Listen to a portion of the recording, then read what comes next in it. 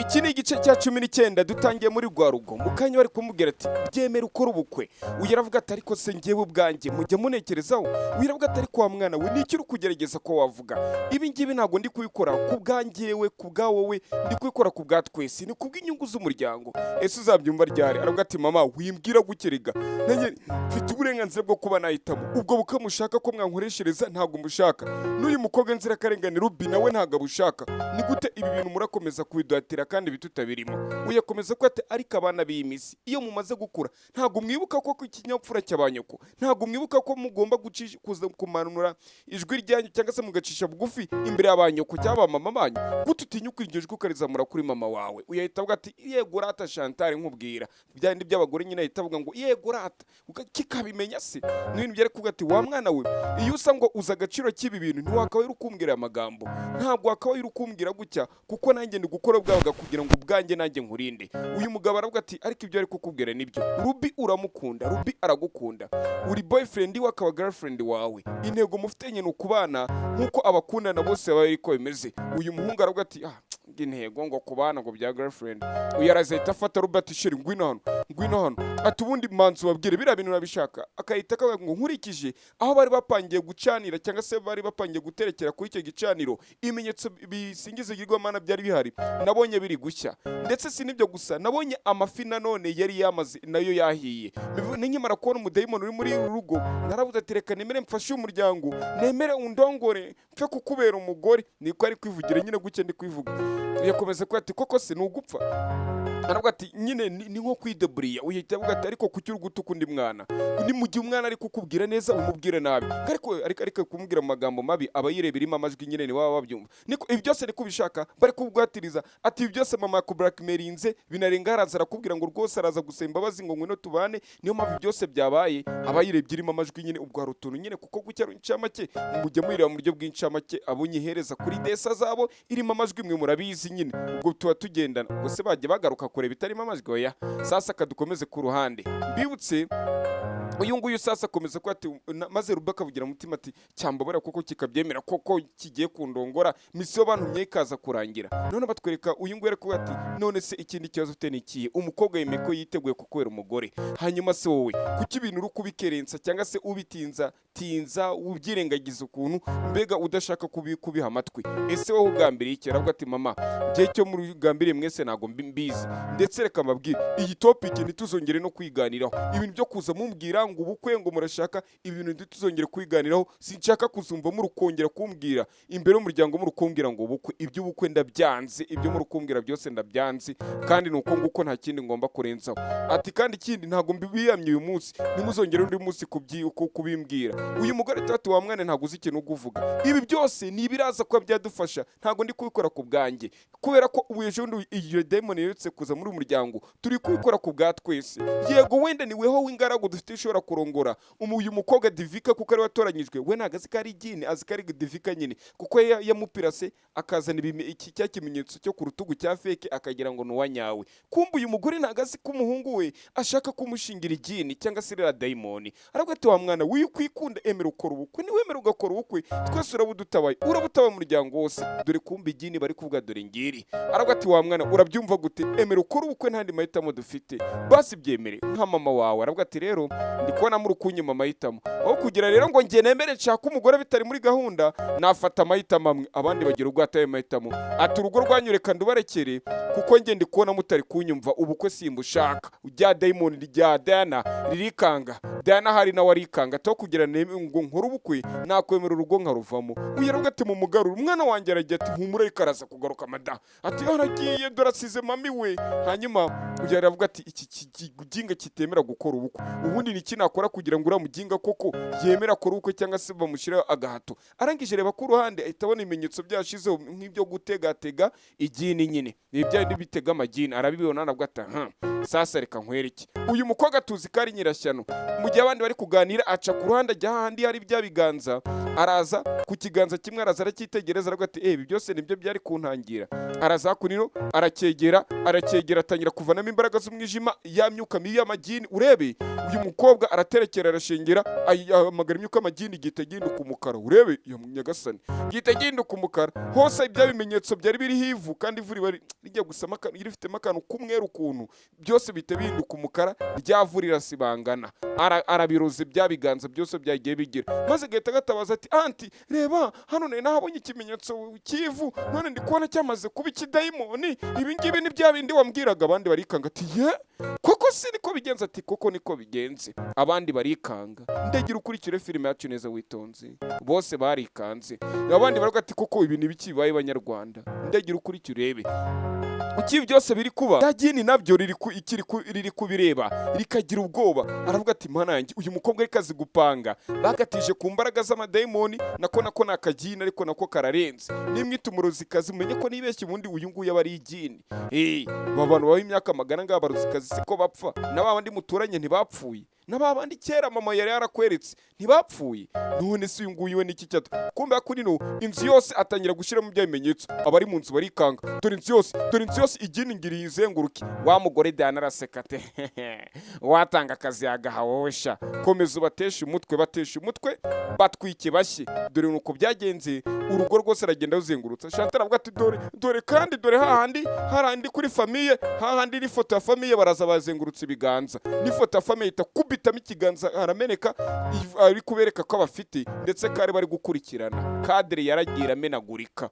Barikanga ati mana we, none se tubaye abandi wowe ukagira imana we. Ndagira ukurikira urebe. Bantu mudukurikiye nanone muri hanze, ushobora kunyandikira kuri nimero ya WhatsApp ndi kugenda bashiriraho, abereka uburyo muri zirabasha kwa mwazibageraho ku mafaranga makeya cyane, kuko desa ntabwo abona ukuntu yohereza. Ndakwereka ukuntu duhita tubikina tubigenza kwa kundi nyine. Sasa uyu nguyu ari ku ruhande, ndagira ukurikira urebe. Uyu mukobwa aranga bari kumamagara ati wa muhungu ari cyo amaze kumubona, ati nta kintu amaze kumubonaho. N'uyu muhungu bakamamagara turabizi n'ikindi, ati ibintu byo mu rugo ndabirambiwe. Basetinze cyangwa se bateguye Rubi ngo aze dukora ubukwe. Kara gakobwa ababyeyi bako ntibabizi, none kari kiteguye ngo kuza gukorana ubukwe nanjye. Aka gakobwa ni akagoryi 100%. Gute ubundi katinyuka kakemera kuza gukora ubukwe iwabo batabizi? Nuko uyakomeza kuvuga ati umva usubundi ukunyuba ati ubundi ukujya ati usuzi ko class yacu turajya muri trips cyangwa se mu rugendo shuri. Twabyitaga urugendo shuri, twiga bya bitabo by'aba Yves na ba Yvette na ba Sibo. Sasa ku ruhande uyu mukobwa akamubwira ati wa mukobwa we, aka kazi tubwire nimba utagashaka tukera undi muntu. Ati mumbabarira, aka kazi n'ukuri kw'Imana nakabonye nkakeneye rwose mukampereza. Uyu nawe ari kuri telefone, kumbe bari kunyura mu cyerekezo kimwe. Avuga ati umva nimba mujye mu rugendo rw'ishuri nanjye ndaje, koko nimba class yacu ifite trip cyangwa se urugendo shuri. Sasa uyu nawe kari kugenda, niko na wa muhungu yari kugenda. Sasa agize gucya bisikana na wa muhungu, akaboko k'uyu muhungu gahita gakora kuko uyu mukobwa, kuko uyu muhungu ikoti mu rukureba ko ritakoze ahantu hose. Dore ikoti yambaye hano ku kuboko, urukureba ko ukuboko kose ukura kuboko nyine, urukureba ko kose ko ntago yarambuye nyine, akaboko yagahiniye. Akaboko ke umubiri we wihuza n'wa mukobwa. Telefone zabo ziragwa zihita zigwa hasi, telefone zo zirabacika. Wa muhungu ahita ahinduka, amaso arahinduka imbere y'abantu bose. Wa muhungu amaso arahinduka reka bimutamazi. Mu gihe umukobwa ari kugira gutya ngo aturagure ka telefone, sasa agize ngo ahindukire umuhungu ahita ahindukira aramwiyima. Kuko uyu mukobwa wamaye misiyo ngo uducungire uriya muhungu, turebe ngo uzaturebere ibye aho bahura nabo bari kugera mu neki. Kuko uyu mukobwa mu kanya yavuze ngo yabonye ngo uyu muhungu ashobora kuba adasanzwe, kandi koko wabona adasanzwe. Ndagira ukurikira urebe.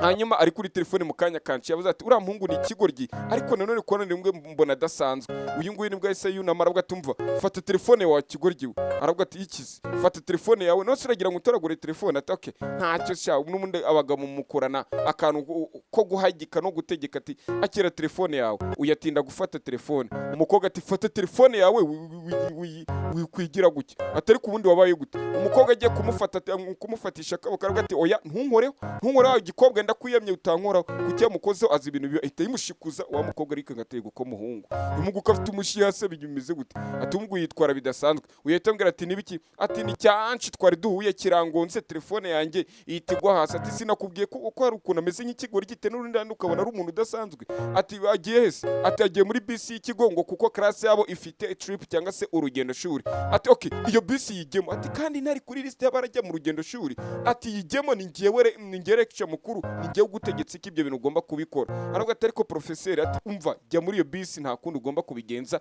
jya muri bisi anshirimo cyangwa akazi ntago gashaka. Umukobwa ati ndagashaka. Anshi ahita agenda. Anshi ageze imbere agakomeza kubaza ati kuki umukobwa buri gihe mukozeho umubiri wanjye uhita uhinduka njye nkitandukanya nanjye ku giti cyanjye, hari ukuntu buri wowe none wa mutima nama mbega ntabwo ubura gutekereza ukumva undi muntu nyine uri muri wowe weho babona ugahita witandukanye n'uwo muntu uri muri wowe. Rero ati kuki njyewe nimita nitandukanye nanjye ubwanjye ku giti cyanjye, biriya bintu bigenda bite. Batwereka ku ruhande uyu ngo yahise ajya mu rugendo shuri, uyaravuga atoke sabasi ubwo ngiyeyo, arabiyemeka ajye mu rugendo shuri agiye kubakurikira. Ndagira ukurikira urebe uyu mukobwa ariko nyamaze aba ari kubyibuka neza, nta mahitamo afite, ari kuvuga ati kubwo ngomba gushaka amafaranga byibuze nkazareba ukuntu nayishyura umumaneko ugomba kuzataba, ugomba kuneka aho mama wanjye ari, aho mama wanjye yaburi urengero, ugomba kuba nakora ibintu nanjye nta mahitamo mfite. Nta kundi byagenze. Uyu mukobwa byaje kurangira anti wa anshi ari kumusaba imbabazi. Aravuga ati umbabariye mukazana mwiza, ibyawe muri urugo ndetse ku rugo rwacu amagini arutera, utubabarire utware ntutubengere umuhungu kuko urugo rwacu ruterwa n'amagini. Aravuga ati oya nta kibazo bibaho, nanjye no mpamvu nemeye kubafasha kumba ari kubyira igini ari ryo rijya ribatera. Sasa ndagira kuri uzarebe mu minsi y'iwanyu umusaza bari kuzana abahungu cyane, iriya minsi amagini ajya bataka, umusaza wabura kuyazana siyo yayangaye se kandi. Aravuga atoke ndakumva kandi njye niteguye kuba nagufasha. Aravuga atoke rero ati genda ubiganize ababyeyi bawe. Aravuga ati kanjye kubareba ahubwo ubu bahangayitse bambuze. Nuko yaravuga ati none biragenda bite? Ati ndi kugerageza guhamagara Rishi ntago ari kunyitaba, ariko gusa niha yari amaze kumbwira ko bagiye mu rugendo rw'ishuri, ati bose ndi kwamagara ntago ari kunyitaba. Ati reka twongere tugerageze. Uyu mukobwa ahita byumva ko Rishi na Niha ndetse na Anshi ko bagiye mu rugendo shuri bari muri bisi y'ikigaro. Babyumva muri bisi y'ikigo, uyu nguyu ari kwirengagiza Niha, ari kumurya sini. Aravuga ati ariko mana yanjye njyewe ngibi biri kuntungura, tugende tujye gukina ciringa man. Aravuga ati ariko sindaciringa mu bicyo. Tumva nimba mu rugo havuye warakaye utari muri mudu nziza ntukazagera nturumujinya. Ahita haguruka ajya kwicara ahandi, yimutse ikigoryi cyicaranye na musaza. Aravuga ati haguruka tugende. Wa mukobwa nyamara ari kubireba, aravuga ati ibi byose ngomba kuba nabikora nkabigero nkagera ku byo profeseri yambwiye ariwe papa wiwe, twe niko tubizi, ndetse kugira ngo mbashe kuzagarura mama wanjye ndetse nzongere kubonana na mama wanjye kundi. Niyo mitsi amaze ari gusenga, ari gushaka kubonana na mama we. Uyu agiye kwicara aka gakobwa gahita kitanguranwa, uyu wambaye ingofero ahita agenda. Maze uyu aravuga ati mana yanjye aka gakobwa kuki kari kunkurikirana kagashinze ko karaseka nyine misiyo kari kuyigeraho neza, ariko nikazi ko kaba kari kumubangamira. Sasa maze uyu mukobwa nzi ukuntu atangiye kumera nkaho ko ari kureba hanze, nimba ari ikintu yikanze simbizi. Unareba hanze wapi atangira kumbwira ngo muraho umuhungu amurya sina. Ati wiriwe umuhungu amurya sina. Ariko nimba ndi kuvuga ngo muraho ukanjya sini mu cyongereza nkavuga ngo hi, urumva navuga ngo hello ukanjya sini, nanakubwira ngo namaste mu kirimi cy'iwabo ukanjya sini. Ubu uri gutekereza kuri igiki habundi kuki wifata gutyo, kuki wigira icyo ntazi? Uyu muhungu ahita arakarata ahubwo wagiga ko kuki wigira ko ntazi. Ati igiki se kandi uravuga iki ngo ndikugira kutazi? Ako kanya bakira bumva ikintu gikubise hejuru ya bisi ngo vutu, bose barikanga. Ati ngo ngwiki? Ati we cyo ni iki twumvishe? Gusa ntibabitinda, kumbe rya gini ryabakurikiye, rya gini dore ngiri ryabakurikiye. Abandi bakomeza kubyina bari gusunda bari gukeza, kumbe ya bisi igini ryayikurikiranye. Abandi bana dore ibyo bibereyemo, iri gini wabona rigiye kwica abanyeshuri bose kuko urimenyeye amabanga wese riramwica. Abanyeshuri bagiye mu rugendo shuri, nakumwe abana tubavana i Kigali tugahita tubajyana mu Ngagi tukabajyana ku Gisenyi, tukabwira ati buriya aha bahita ku Gisasu, mbuga ngari ku Gisasu. Kuri ruhande imodoka kase nabi kakagini kari kagiye kugwa, ariko abandi bana ntago bari kukareba. Abandi bana ntago bari kukareba, bari muri bisi kakagini karubi kiga kuri kino kigo. Ndagira ukuri kirebe, sinzi ukuntu akantu kari gafasheho kahise kavunika. Rube asigara akura mu muhanda, aravuga ati muri kugerageza kunsiga mwese ngiye kubica umwe kuri umwe, nta numwe ndababarira. Rube ko kagiye kwica aba bana. Ndaje turakomeza mu kanya, ni saa 11 zindi.